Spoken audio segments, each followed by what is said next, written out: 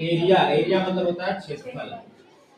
ठीक है, देखो एरिया में, एरिया मतलब होता है क्षेत्रफल। लेकिन जब मेंसुरेशन की बात करते हैं, मेंसुरेशन को हिंदी में कहते हैं क्षेत्रमिति। क्या कहते हैं? मेंसुरेशन, MENSURATI माने क्षेत्रमिति।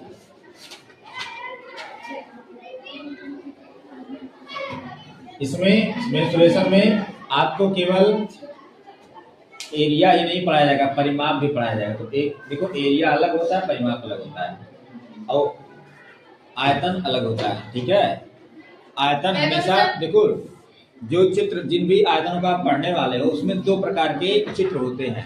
एक होता है 2D, एक होता है 3D। क्या होता है? 2D मतलब 2 डायमेंशन, जिसमें सिर्फ लंबाई और चौड़ाई हो। 2D मतलब जिसमें लंबाई और चौड़ाई हो, और जिसमें लंबाई चौड़ाई ऊंचाई तीनों हो वो क्या है? 3D। और 3D में आयतन होता है। क्या होता है? क्षेत्रफल उसमें भी होता है, ऐसा नहीं है कि नहीं होता। जैसे बेलन का वक्रपृष्ठ क्षेत्रफल ही है, ठीक है, लेकिन बेलन का आयतन भी है, क्योंकि बेलन में क्या है? लंबाई, चौड़ाई, मोटाई या ऊंचाई। में तीसरी विमाएं हैं, 3 विमाएं होती है। क्या होती हैं? 3 विमाएं। लेकिन अगर आयत आ जाए तो क्या है? लंबाई और चौड़ाई होता है। ठीक है, इस प्रकार से। ठीक,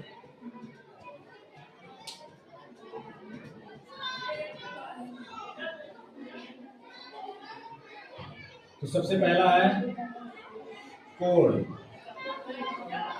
कोण तो ज्योमेट्री से संबंधित है, उसे सबसे पहले लिखते हैं त्रिभुज। क्या लिखते हैं? त्रिभुज। त्रिभुज को अंग्रेजी में कहते हैं ट्रायंगल। क्या कहते हैं? ट्रायंगल। ठीक है, ट्रायंगल से संबंधित कितने फार्मूले हैं? नीला कलर मार्क शायद आप ही करेगा, जल्दी से निकाल सकते हैं। Blue colour mark. ठीक है, ट्रायंगल।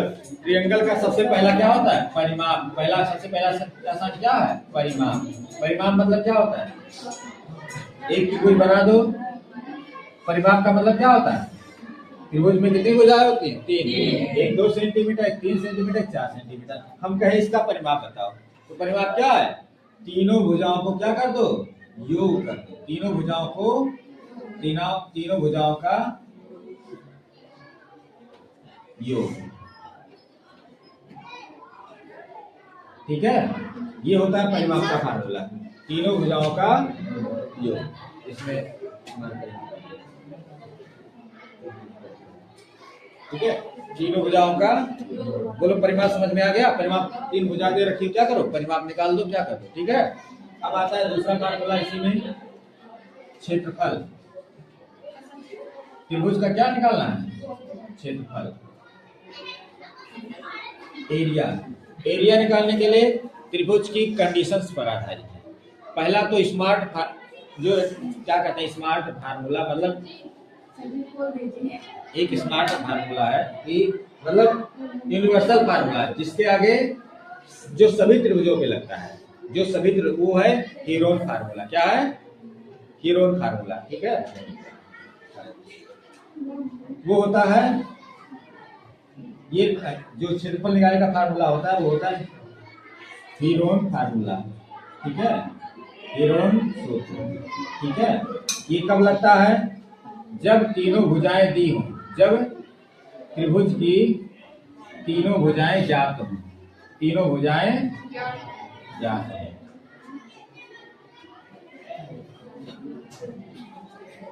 जैसा कि कक्षा 8 में इस टाइप का सवाल लगाया गया कि नहीं लगाया? जब तीनों भुजाएं क्या हों? ज्ञात।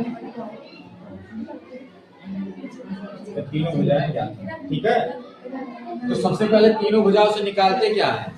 यस निकालते हैं। वैसे मान लो तीनों भुजाएं कौन सी है? A B C. पहली भुजा ये, दूसरी भुजा बी, तीसरी भुजा सी। तो करते क्या है? यस बराबर निकाल, सबसे पहले यस निकालते हैं। यस मतलब होता है अर्ध परिमाप। क्या होता है? अर्ध परिमाप। अर्ध परिमाप। ठीक है,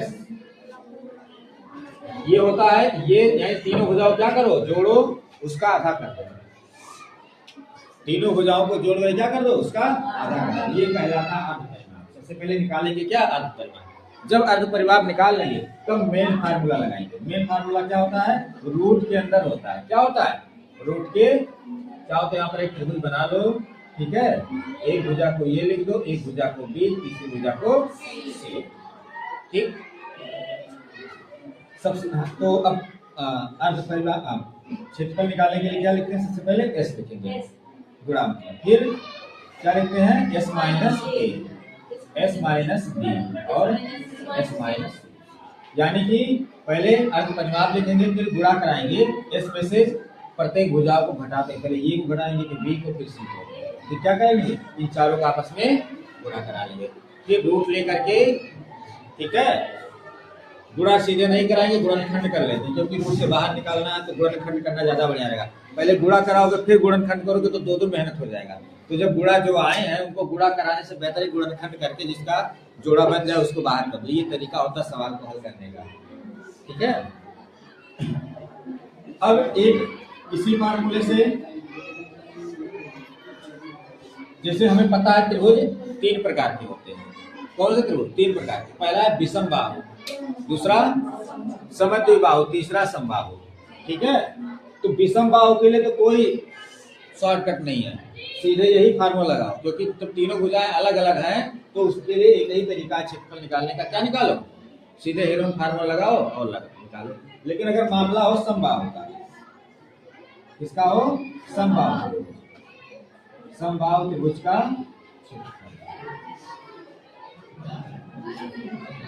समबाहु त्रिभुज का क्षेत्रफल, इसके लिए फार्मूला थोड़ा सा इसी फार्मूले से वो भी आया है, ठीक है। ये कोई नया नहीं है,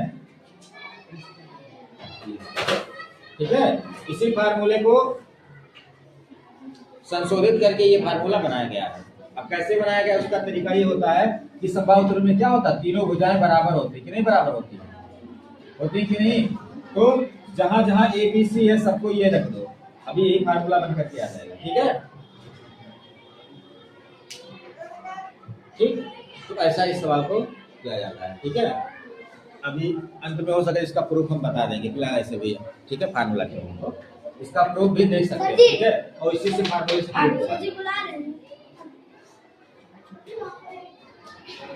उसे कहते हैं सिर्फ और सिर्फ त्रिभुज का क्षेत्रफल। उसको हम कह सकते हैं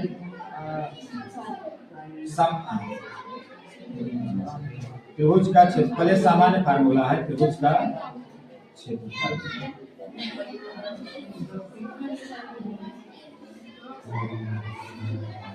ये होता है 1/2 आधार गुणे ऊंचाई। अगर किसी वजह से आपको तीनों भुजाएं ना ज्ञात, तीनों भुजाएं क्या हो, ना ज्ञात हो, तो कम से कम उस त्रिभुज का आधार ज्ञात हो जाए। आधार मतलब जिस पे त्रिभुज टिका है, जैसे वाला सी तुम्हारी कौन सी है लाइन, आधार है, ठीक है। तो आधार पता होनी चाहिए और उसकी ऊंचाई, ये जो ऊंचाई है त्रिभुज की ऊंचाई कितनी है हो सकती है, नहीं पता। तो अगर ये दोनों भुजाएं ना पता हो तो ऊंचाई पता होनी चाहिए। ये नहीं कि इस लाइन से 90 डिग्री का कोण बनता है, जो शेष से है ना, ये जो लंबवत दूरी होती है वो क्या बताती है, त्रिभुज की ऊंचाई। क्या बताती है, ऊंचाई। तो त्रिभुज की तुम्हें ऊंचाई पता होनी चाहिए, ठीक है। और देखा जाए ये इतना स्मार्ट फार्मूला है कि जो आया है ना, समझो इसी से आया है, आधार ऊंचाई से ही ये भी फार्मूला प्रूफ होता है, ठीक है। तो ये बहुत एडवांस लेवल का वेरिफिकेशन है जो कि तुम्हारे पाठ्यक्रम में नहीं है, ठीक है।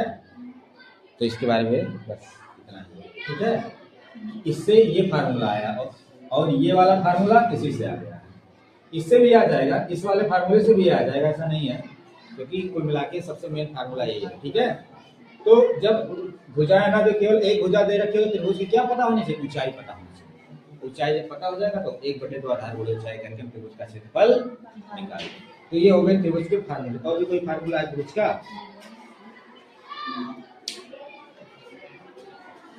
बस इतने ही फार्मूले। विषम बाहु के लिए जब तीनों भुजाएं दी हो तो विषम बाहु के लिए तुम्हारा ये फार्मूला हो जाता है,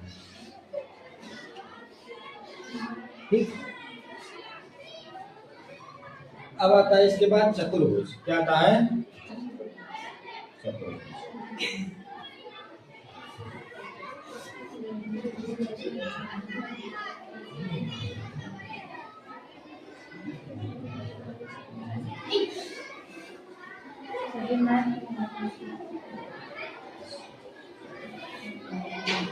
इसको क्वाड्रिलेटरल कहते हैं अंग्रेजी में। ठीक है, चतुर्भुज मुख्य रूप से 5 प्रकार के होते हैं। कितने प्रकार के होते हैं? 5। पहला क्या होता है? आयत। अब आयत का बड़ा भाई समकक्ष कौन होता है?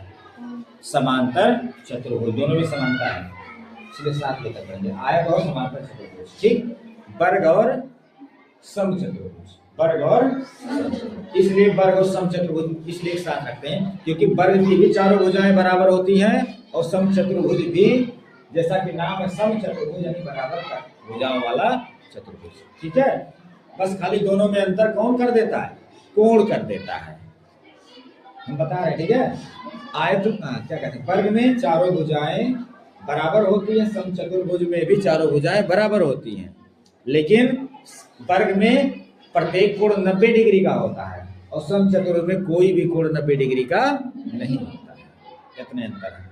अब आयत और समांतर चतुर्भुज की बात कर लेते हैं। आयत में भी आयत की परिभाषा क्या होती है? जिसकी आमने सामने की भुजाएं बराबर हों। ठीक है, और समांतर चतुर्भुज में भी आमने सामने की भुजाएं बराबर होती हैं। ठीक है, तो समांतर भी होती हैं। ठीक है, दोनों बातें उसमें भी बराबर और समांतर दोनों होती हैं। ठीक है, आयत में भी।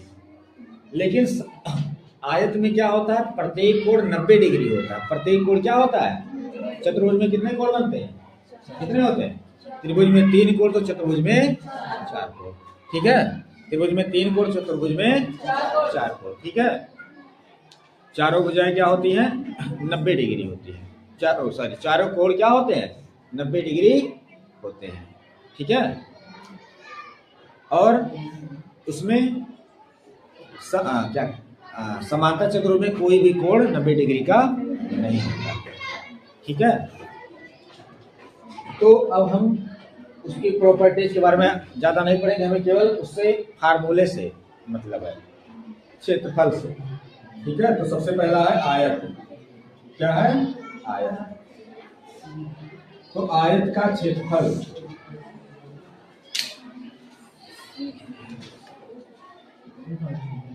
आयत का क्षेत्रफल क्या होता है? सबको पता होना चाहिए। आयत का क्षेत्रफल क्या होता है? लंबाई गुणे और आयत का परिमाप बराबर क्या होता है? आयत का परिमाप क्या होता है? 2 गुणे लंबाई घन चौड़ाई होता है। इसको कह सकते हैं यल बी, एल गुणे बी या एल बी, और इसको कह सकते हैं 2 × यल प्लस बी। लंबाई को क्या कह सकते हैं? यल से लिख सकते हैं और चौड़ाई को बी से। ठीक है, तो 2 × यल प्लस बी। ठीक है, अब इसके बाद आता है, इसमें फार्मूला और बनता है विकर्ण का। क्या बनता है? विकर्ण का। कि आयत का विकर्ण क्या? विकर्ण जानते हैं क्या होता है? आयत का विकर्ण। ठीक, आयत बनता कैसे? देखो कुछ इस प्रकार से रफ डायग्राम हम बना रहे हैं। ठीक है, देखो आमने सामने जो भुजा दिख रही है और ये भी 90 डिग्री दिख रहा है। ये 90 है तो ये 90, तो ये भी 90, ये भी चारों कोने क्या है? 90 डिग्री।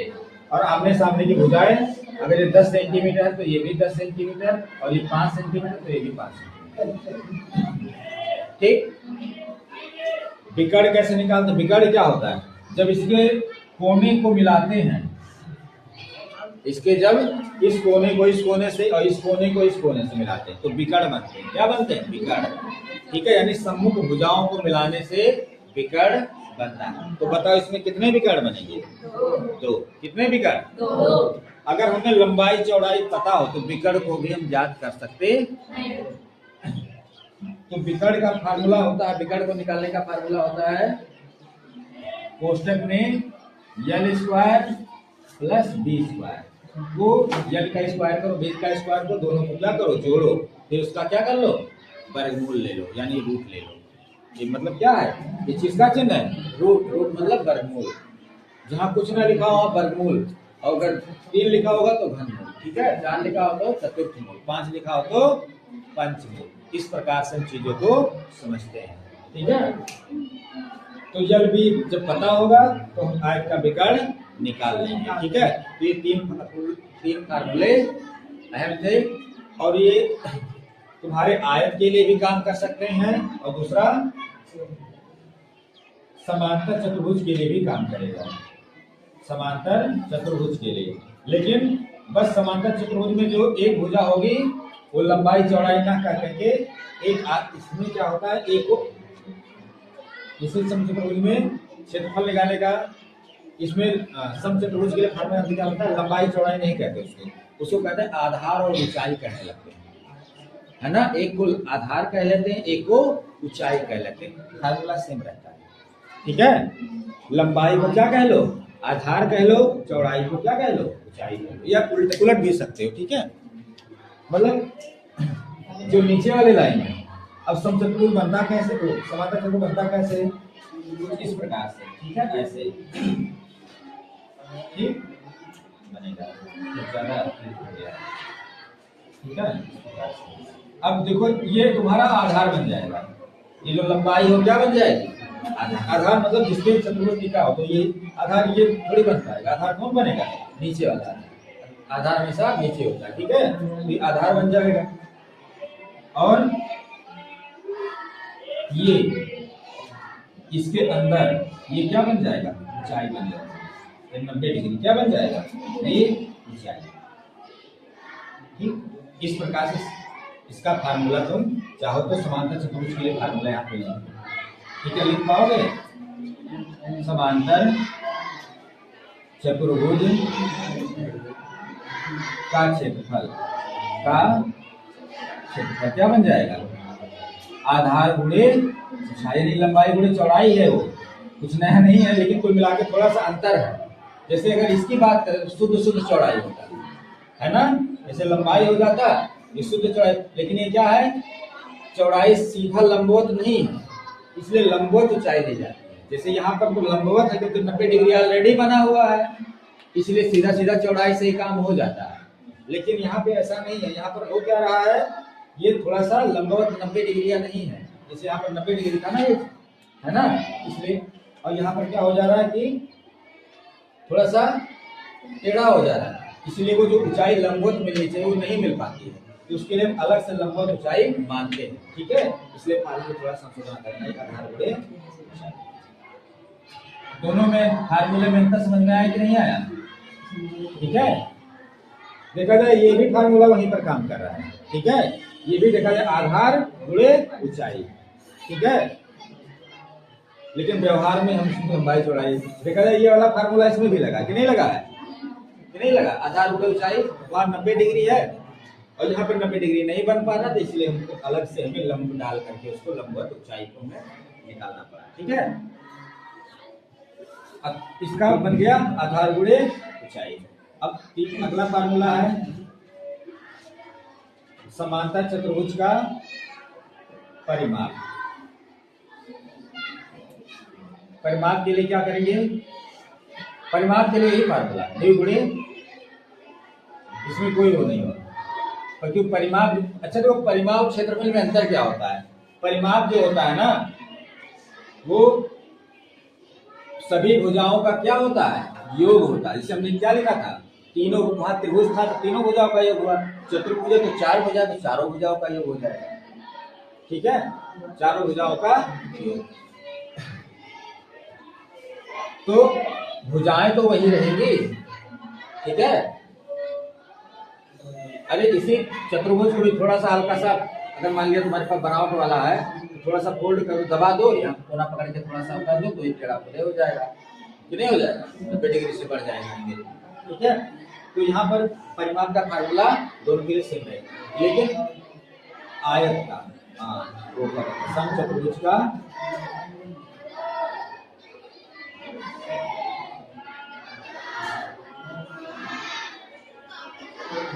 विकर्ण की लंबाई का विकर्ण, इसका भी विकर्ण निकालने का यही फार्मूला रहेगा, ठीक है।